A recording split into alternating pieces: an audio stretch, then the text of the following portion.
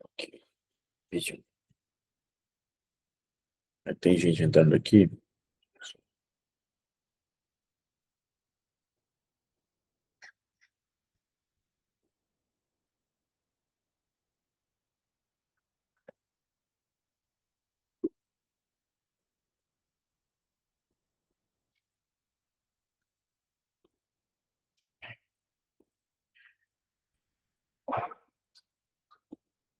Ok. Vocês conseguem ver a apresentação? Sim, professor. Sim? Então tá legal. Deixa eu só aceitar aqui os colegas.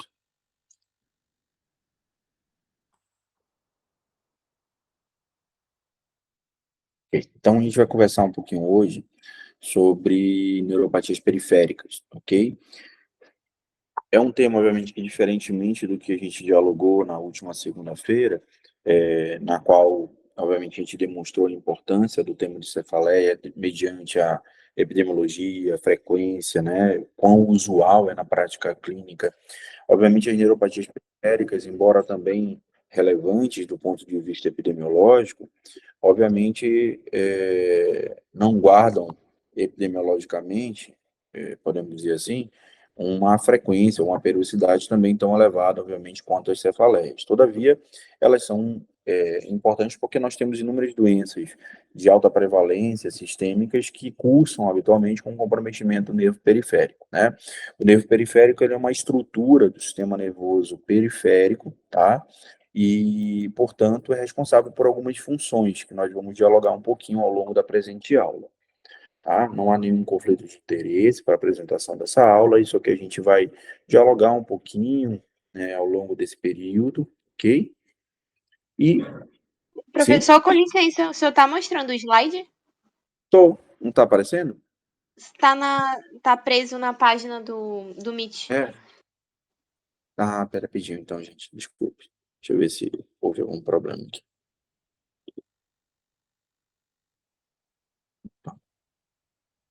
Vejam aí, tá aparecendo ou não? Tá na página do Meet. Ah, é? Então, pera aí. Deixa eu ver se houve alguma coisa errada aqui da minha.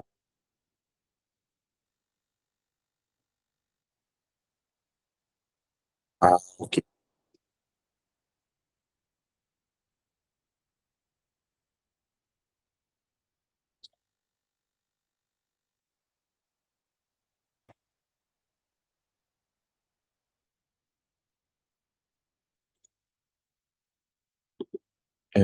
É exatamente o que eu estou fazendo aqui. Deixa eu vai colocar. Não está permitindo aqui. Rapidinho. Compartilhar essa tela aqui. Pronto. Deixa eu ver se vai. Tá aparecendo agora? Não. Agora tá. Tá? Então tá. Então deixa eu. Tá aparecendo normalmente, então. Sim. Tá, então ótimo. Perfeito. Então, diante então do cenário que a gente havia conversado inicialmente, obviamente o tema de hoje são neuropatias periféricas, né? A gente vai tratar de doenças que acometem o nervo periférico, tá? Não há nenhum conflito de interesse para essa apresentação. Isso é o que a gente vai dialogar um pouquinho ao longo dessa plenária. Então, a anatomia do sistema nervoso periférico, obviamente, é composto por essas estruturas aqui elencadas. A primeira delas, obviamente, é as raízes dorsais e ventrais, que têm responsabilidade sensitiva e motora, respectivamente, os plexos, né, braquial e lobo sacral, os nervos cranianos, que são nervos periféricos, exceto a primeiro, o segundo, sobretudo o primeiro, o segundo como uma projeção telencefálica, e o primeiro centímetro do oitavo, além, obviamente, dos nervos periféricos, propriamente ditos, sejam eles sensitivos ou motores isolados ou combinados, né, com função sensitiva e motora, tá? As raízes nervosas nós temos distribuídas, obviamente, a partir de regiões específicas, que são as regiões cervicais, torácicas, lombares, sacrais e uma região, obviamente, coxígea, né? Do ponto de vista das raízes nervosas cervicais, nós temos em número de 8, enquanto as vértebras são em número de 7. Isso permite a gente ter uma avaliação bastante interessante. A primeira delas aqui é que, se vocês observarem, as raízes nervosas cervicais, elas emergem exatamente acima de sua respectiva vértebra, ok? Enquanto, a partir de T1, da raiz torácica, você tem a emergência abaixo de sua respectiva vértebra, ok? Então, aqui é uma relação anatômica, apenas para que vocês tenham a clareza dessa relação, né? Então, eu tenho aqui as radículas ventrais, as radículas posteriores, aqui dando origem à raiz anterior, e aqui o corpo celular, obviamente, do neurônio sensitivo no gânglio da raiz dorsal. Quando eles se juntam, vão dar origem ao nervo espinhal, propriamente dito, né? Tá? Aqui é uma visão lateralizada, sagital, dessa relação anatômica na coluna, em que a gente tem a vértebra superior, a vértebra inferior, o disco intervertebral e aqui, obviamente, a medula emergindo as suas raízes. Daí essa relação anatômica importante existente entre o disco intervertebral e as raízes. Na medida em que eu tenho uma protrusão discal, eu tenho, obviamente, uma compressão radicular, o que acaba determinando, em suma, uma alteração sensitiva, dor neuropática e, obviamente, perda de força na distribuição daquele miótomo correspondente. O plexo, nós temos dois, né? O plexo braquial e lombosacral. O plexo braquial formado pelos troncos superior, médio e inferior, oriundos das raízes C5 até T1.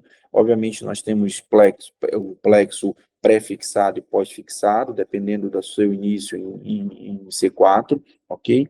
Esses troncos, eles, nas suas porções ou divisões posteriores, vão dar origem ao fascículo posterior, e a divisão anterior do superior e médio dá origem ao cordão lateral, e a continuação medial do tronco inferior vai dar origem ao cordão medial. Tá? Eles dão origem aos seus nervos terminais, obviamente, o cordão lateral, músculo cutâneo e mediano, o medial, mediano e ulnar, e o cordão posterior, o fascículo posterior, no radial e axilar. Aqui nós temos, então, o plexo lombosacral se estendendo a partir já de L2 até S3, tá? Nós temos os componentes que oriundam, obviamente, de L1 a L2, a partir do nervo hipogástrico e inguinal, mas, nitidamente, a partir desse segmento L2, L3, L4, nós temos originários, né, dois nervos muito importantes, que é o nervo obturatório e o nervo femoral, tá? Nós temos os nervos glúteos, que são oriundos de L5, S1, com alguma contribuição, por vezes, de S2, e o nervo ciático, obviamente, que é o maior nervo, que tem origem, né, principalmente de L5 a S2, com contribuição de S3 e L4, tá?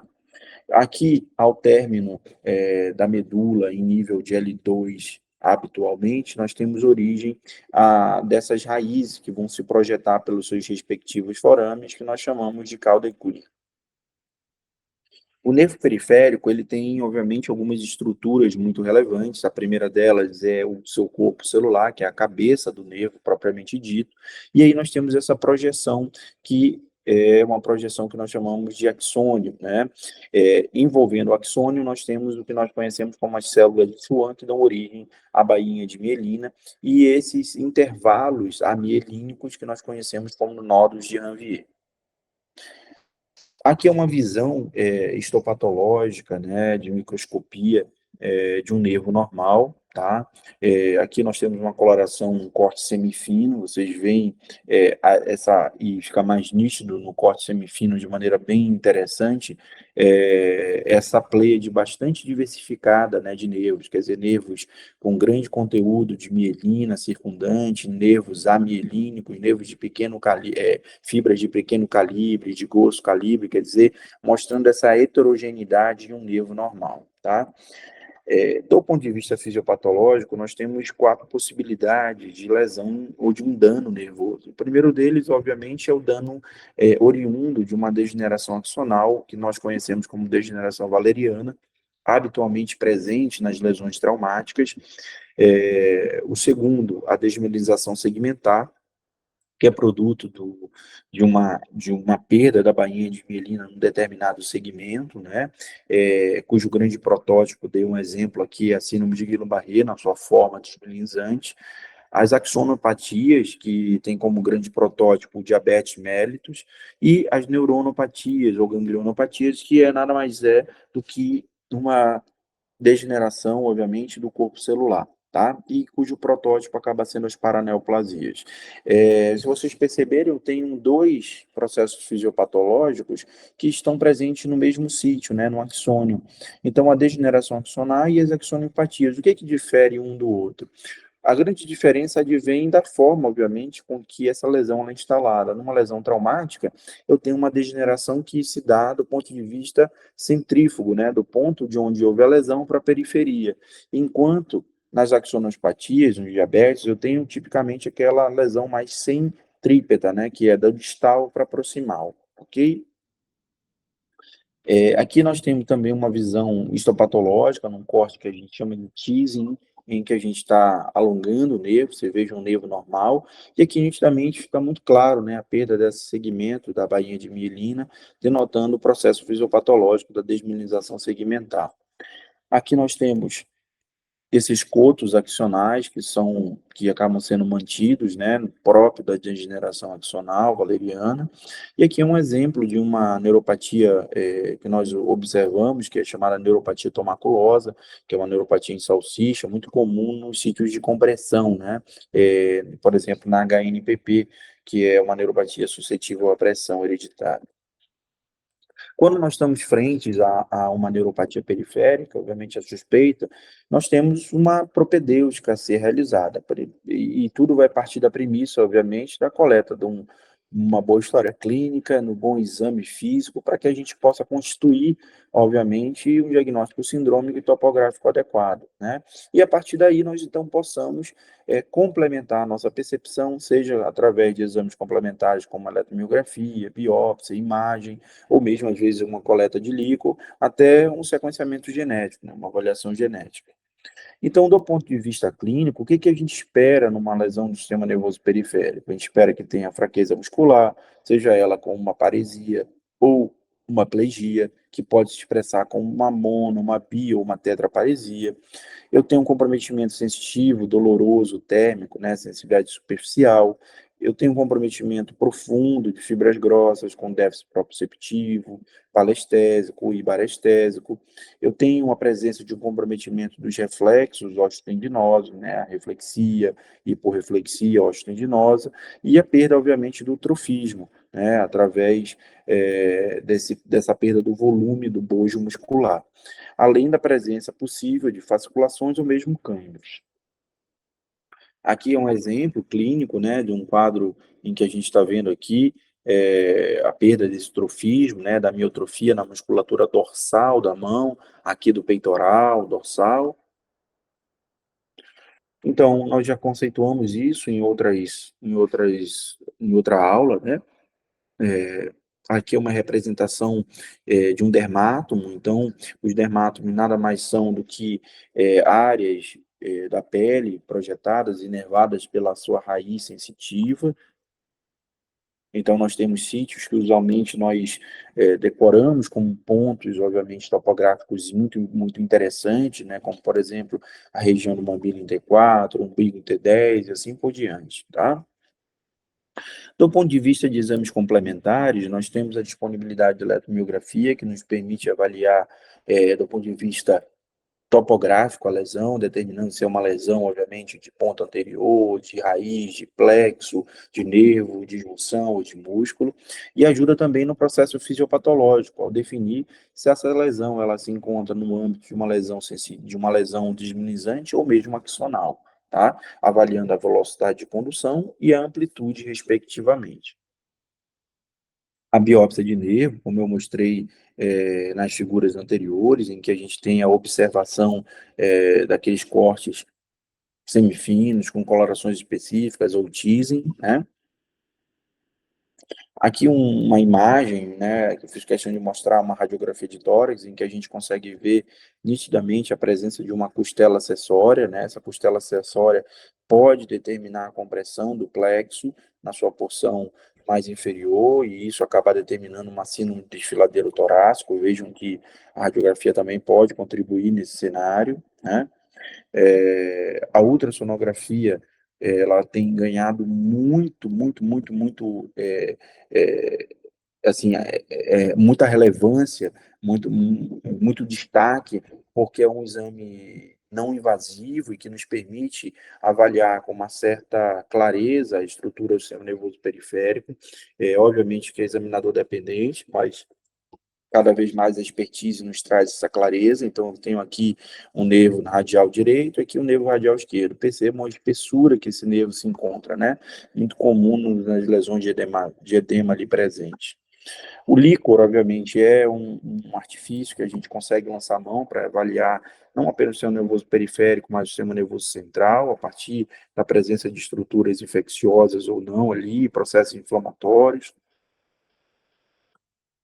A avaliação genética, o sequenciamento, hoje em dia é uma realidade nas neuropatias periféricas, já visto que há uma grande parcela, né, das neuropatias periféricas que não são diagnosticadas, ficam com diagnóstico idiopático e, sobretudo, fenótipos muito importantes que precisam ser estratificados, obviamente, no contexto de neuropatias herdadas. A mais comum de todas é a neuropatia de Charcot-Marie-Tooth, que é produto no CMT1 como produto de uma duplicação do PMP22.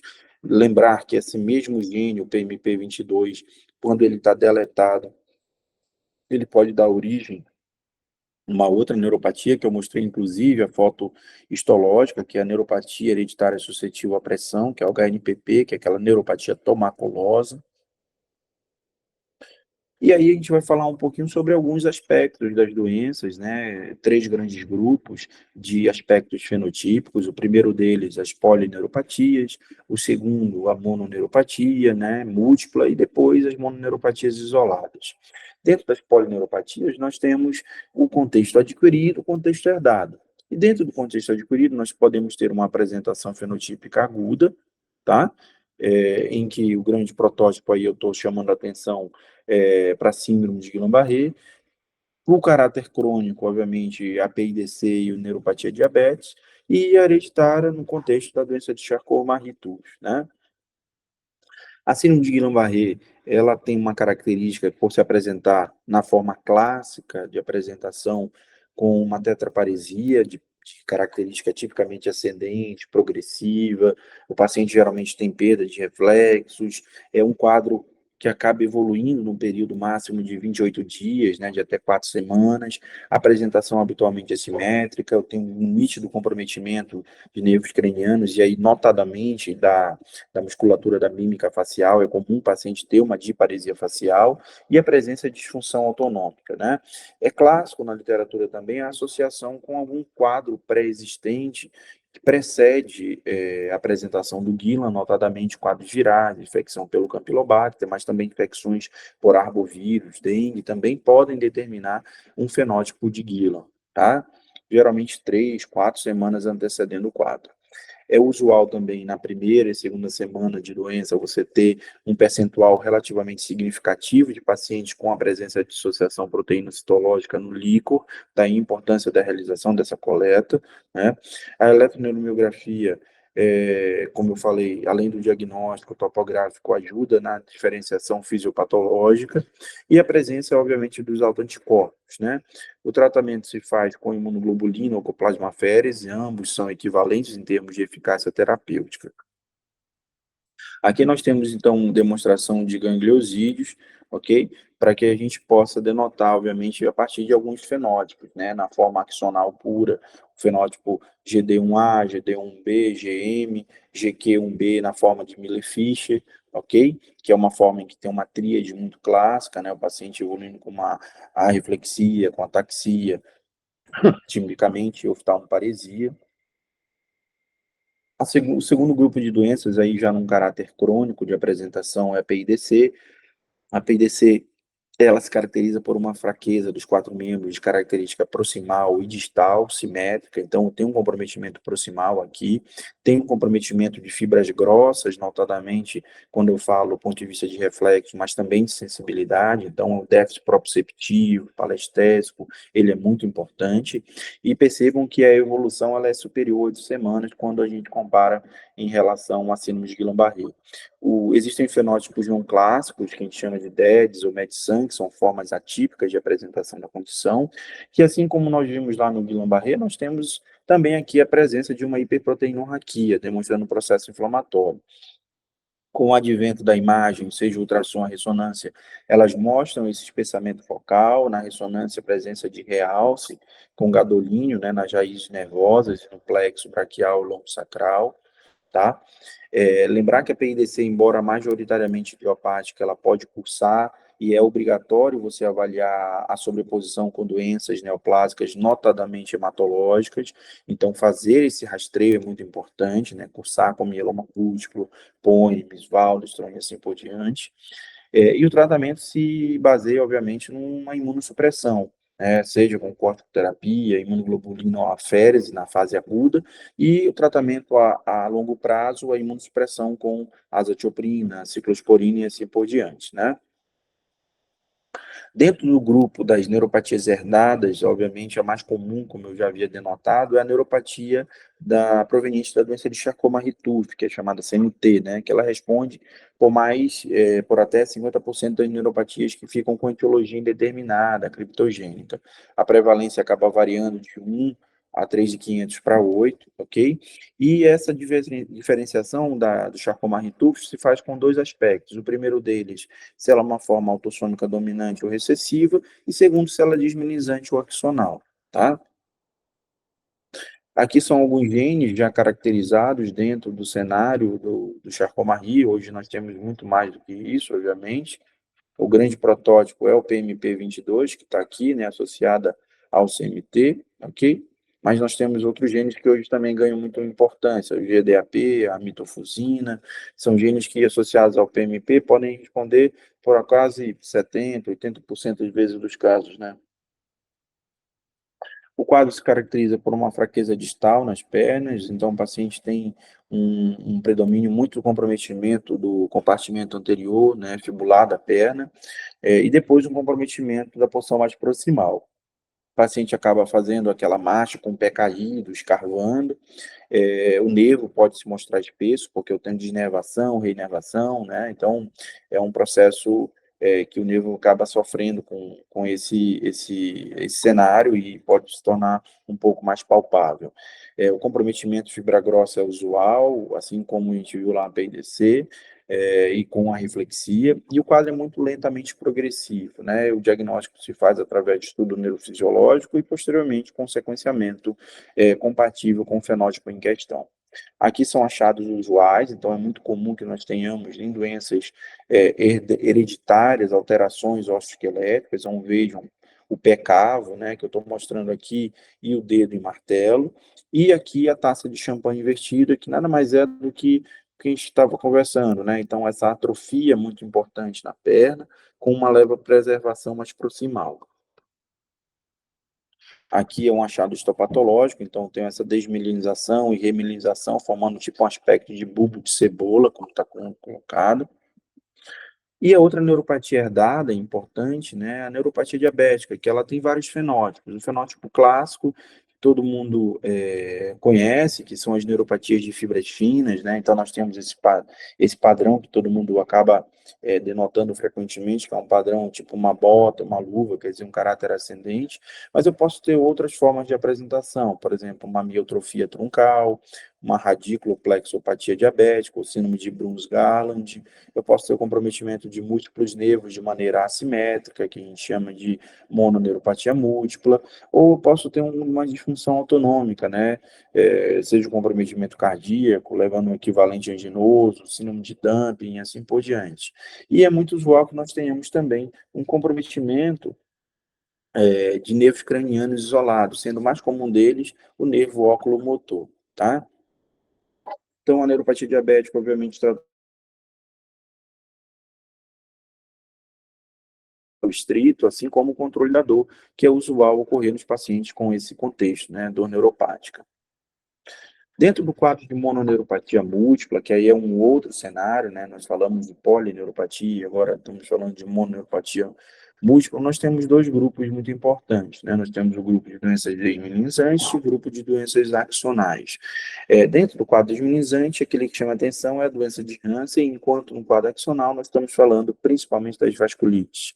A grande diferença entre um e outros, né, além da mononeuropatia e desse fenótipo fisiológico, é também que esse aqui eu tenho muito mais sintomas negativos sensitivos e aqui sintomas positivos sensitivos, então dor, né?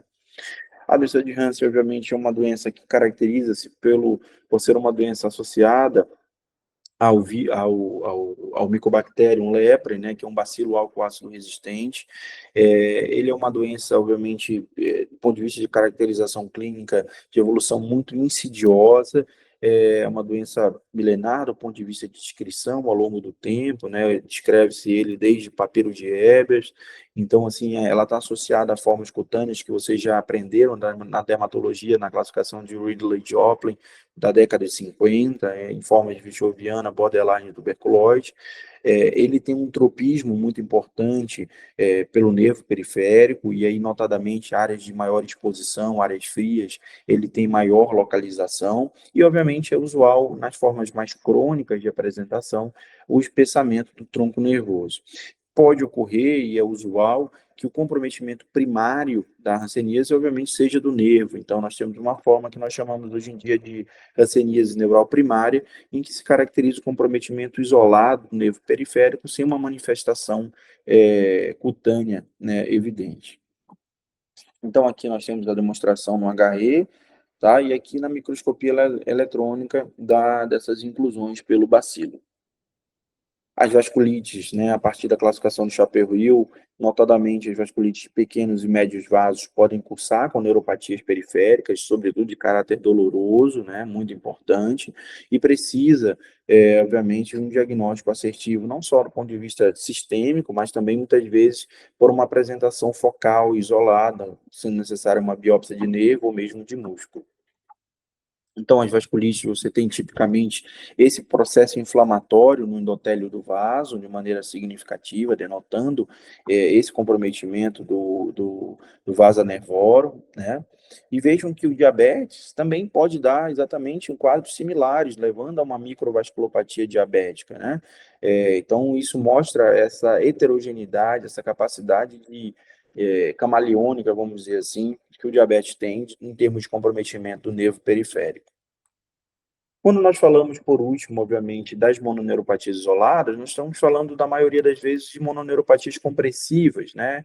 A mais comum delas, a mononeuropatia que comprime o mediano no punho, então é o que nós conhecemos como síndrome do nó do carpo. Então nós temos aqui uma parestesia que acaba comprometendo com hipostesia o primeiro, o segundo, o terceiro e a metade lateral do quarto dedo. O paciente com evolução da doença pode ter uma dificuldade na mobilização, né, na abdução do polegar, e eu tenho alguns sinais que eu posso estar presente, sinal de Fallen, né, em que eu tenho parestesia nos dedos quando eu mantenho a posição fletida, ok? É muito comum essa doença estar associada à atividade manual repetitiva, por isso que ela é considerada uma lesão por esforço repetitiva, relacionada ao trabalho, né, uma DOT, e o diagnóstico se faz a partir do exame de imagem, que determina o edema ali presente, que é o ultrassom, mas, sem sombra de dúvida, o padrão ouro é a eletromiografia, que dá o diagnóstico e gradua também, podendo, inclusive, contribuir nessa definição terapêutica, né, se conservadora ou cirúrgica.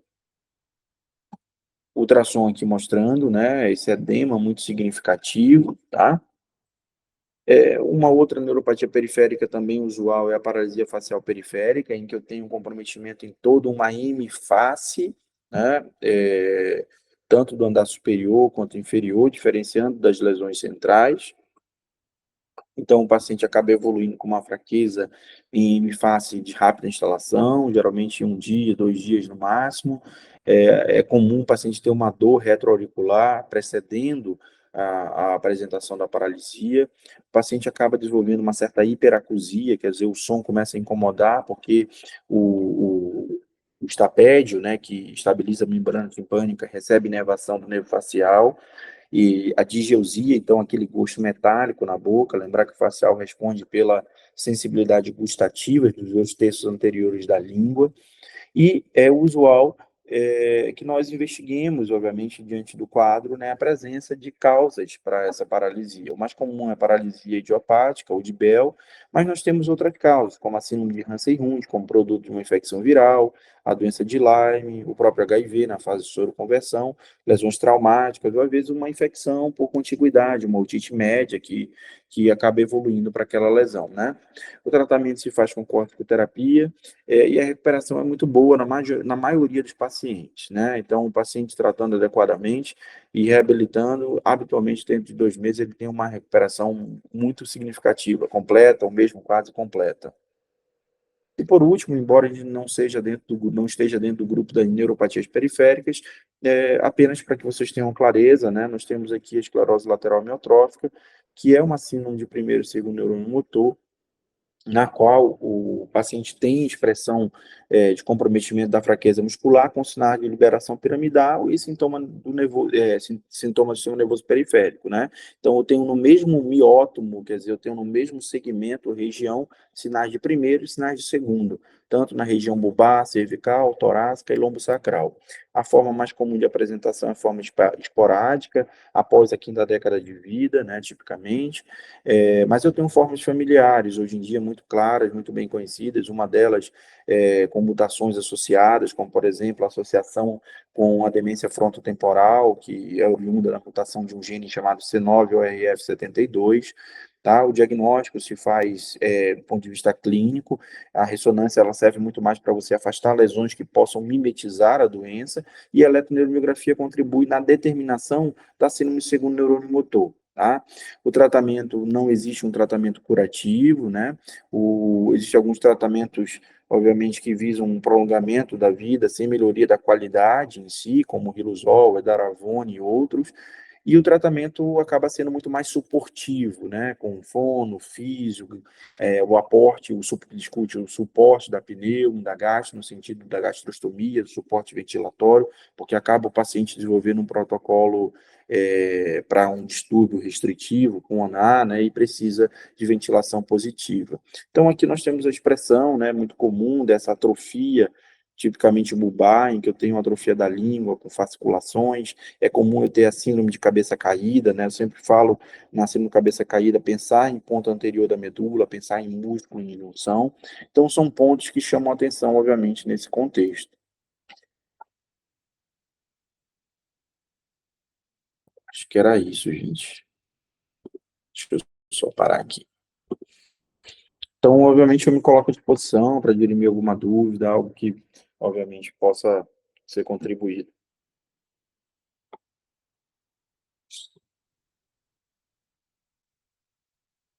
Prof, por enquanto tá tranquilo. Falta Então, sentar para ver as coisas com mais tá calma. legal. Tá, qualquer dúvida adicional, vocês podem denotar, obviamente, que a gente pode contribuir posteriormente, se precisar de alguma literatura adicional, tá? Na próxima segunda-feira, a gente deverá conversar um pouquinho sobre doenças da placa motora, que são as síndromes miastênicas, e as doenças do músculo, que são as miopatias, tá bom? Um bom final de semana a todos, tá? Vai ser segunda-feira. Oi? Segunda-feira agora? O senhor falou que vai ser segunda-feira, sua aula? Isso, segunda, né? Ah, tá. Tá Beleza. bom? Então tá. Um abraço, viu? Tudo de bom. Obrigada, Obrigada, Doc. professor. Boa tarde. Boa tarde também. Bom estudo.